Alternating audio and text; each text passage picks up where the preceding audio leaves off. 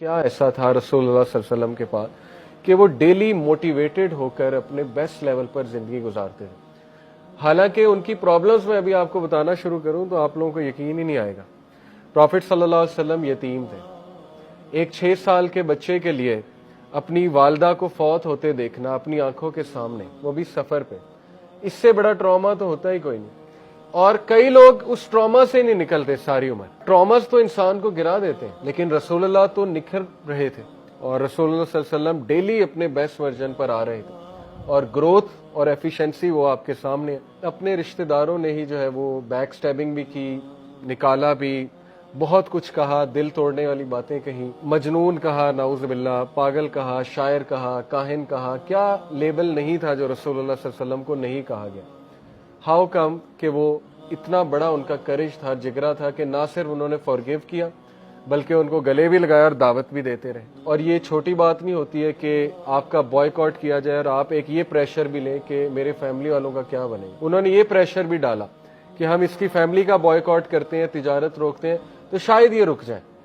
अब वो प्रेशर भी लेना कितनी बड़ी बात होती है कि अब तो लोगों मेरे साथ वो मेरे घर वालों को भी टॉर्चर करने पे आ गए, मेरे सहाबा को भी टॉर्चर करने पे आ गए। उसके बाद आसानी आनी चाहिए थी शीबे अबी तालिब के बाद, जनरली स्पीकिंग। लेकिन उसके बाद क्या हुआ? हजरत खतीजा की डेथ हो गई, लव ऑफ हिज लाइफ। जाहिर है बहुत बड़ा सहारा होता है नेक बीवी, तो वो उनकी वफात हो गई। हम जैसा बंदा तो अब तक पागल हो चुका होता, सुसाइडल थॉट्स आ रहे होते और पता नहीं हमने क्या कर लिया होता, कहीं से छलांग मार दी होती कि ये क्या हुआ। उसके बाद क्या हुआ? अबू तालिब की वफात। उसके बाद सबसे पेनफुल ताइफ का वाक़या। हजरत आयशा ने पूछा जंगे उहद के बाद कि क्या ये सबसे पेनफुल दिन है आपके लिए? फरमाया नहीं, ताइफ का वाक़या।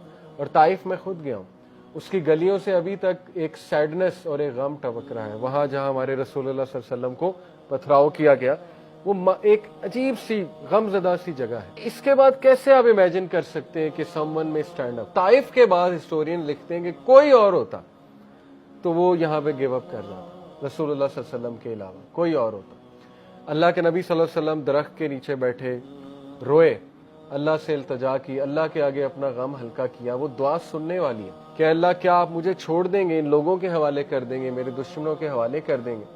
इतने दिल खोल के अल्लाह से बात की उन्होंने।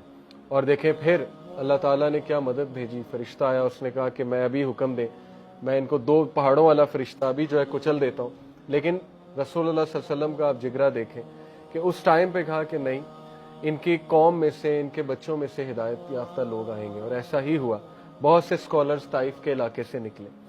उसके बाद तो कोई इमेजिन ही नहीं कर सकता कि वो खड़ा हो जाएगा। लेकिन अल्लाह के नबी सल्लल्लाहु अलैहि वसल्लम खड़े हुए और उन्होंने अपने एक और तरीका इख्तियार किया, मदीना हिजरत की जाए। और मदीना जाकर फिर पूरा एक उन्होंने इस्लामी मौशरा कायम किया। बेटियों की तलाकें देखी अल्लाह के नबी सल्लल्लाहु अलैहि वसल्लम